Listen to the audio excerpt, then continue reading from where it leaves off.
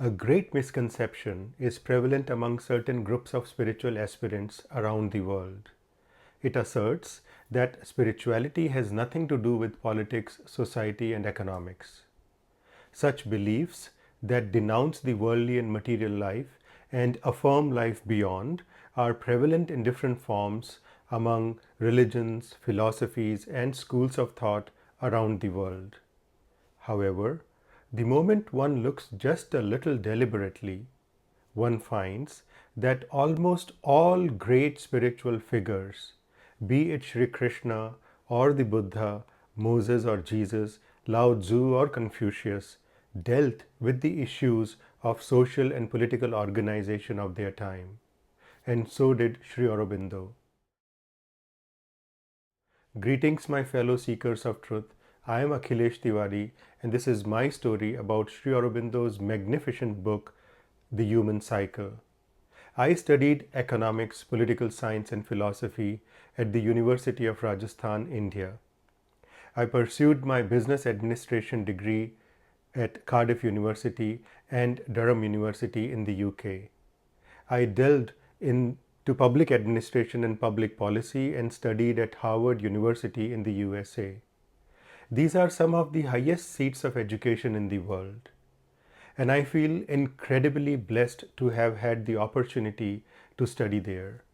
However, despite the wealth of knowledge and expertise that I was blessed with around me, I was never fully satisfied with the discourse and debates. I felt that in all of these deliberations at all of these great centers of higher learning, there was some crucial element that was missing. And not only missing, but entirely blacked out. On my own, I was not able to decipher what that element was. That is, until I came across The Human Cycle. Reading the book made that element that was missing in all these deliberations crystal clear to me. Sri Aurobindo suggests in the book that the radical defect of all of the established systems that deal with the social, economic, and political life of human beings is the neglect of soul in man. In his own words, it may be suggested that the radical defect of all of our systems is their deficient development of just that which society has most neglected, the spiritual element, the soul in man, which is his true being. Taking this as the basis, in the pages of The Human Cycle, Sri Aurobindo presented his theory and vision of spiritual evolution as applied to the social progress of humanity. Before arriving at this proposition, Sri Aurobindo surveyed deeply and comprehensively all of the important solutions that have been proposed since time antiquity. For our own times, he raises and answers several important questions in the book, such as what is reason and rationality? What is individualism? What is the relationship between reason and individualism? What is the principle of democracy? What is the relationship between reason, individualism, and democracy? Is democracy a static system or does it evolve? Is a perfect democracy ever possible? He states that reason or rationality projects liberty, equality, and fraternity as great ideals, which he called the democratic trinity of Godheads. He argues in the book that reason, however, has not been able to establish or sustain these great ideals. And perhaps it can never do so sufficiently well. Emphasizing liberty often comes at the expense of equality, while prioritizing equality tends to diminish liberty. And the rational mind has not been able to arrive at any balance between the two, at any workable solution to this problem.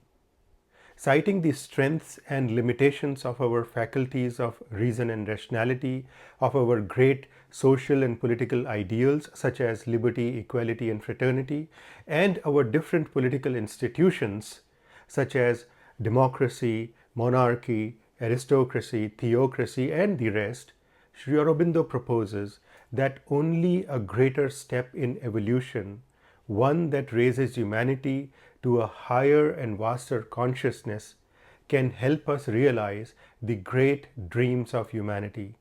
He suggests that only then can we begin to solve the problems that have perplexed and vexed humanity since we first began to think and dream of individual perfection and a perfect society. He proposes an evolution towards a society that is spiritual, one that has put the spiritual aim of life at the forefront. But then we are immediately confronted with several questions here. Spiritual society? Okay. Spiritual aim of life? All right. But what is spirituality in the first place? And in such a society, what will the nature of the relationship between the spiritual aim of life and science be, for instance? What will be its relationship with philosophy?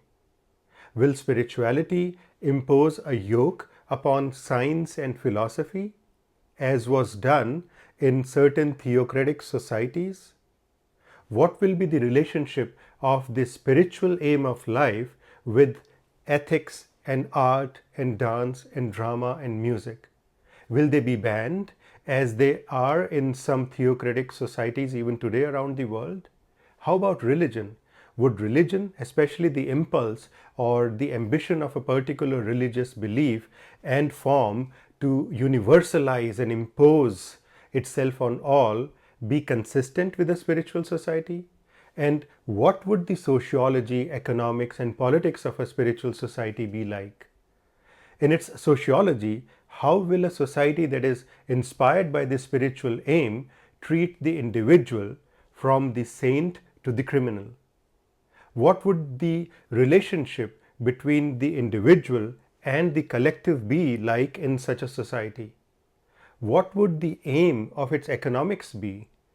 Would it be to create a huge engine of production of the competitive or the cooperative kind?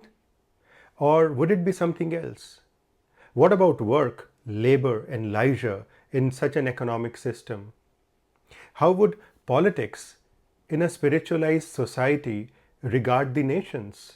Nations within the scope of their own internal life and between the nations or states in their mutual relations.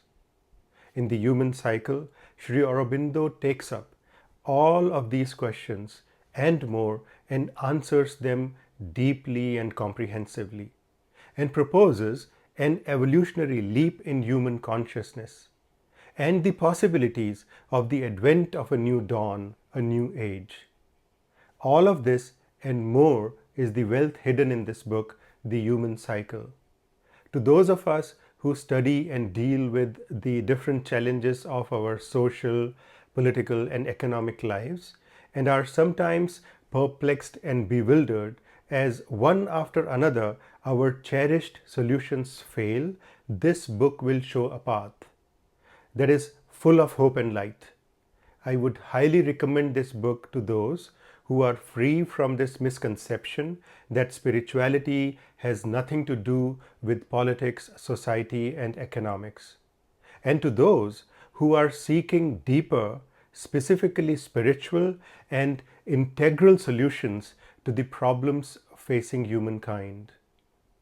Thank you for being with me till now, listening to my story about Sri Aurobindo's book, The Human Cycle. Dhanyavad, namaskar, and I hope your reading brings you profound insights and a deeply enriching experience. Happy reading.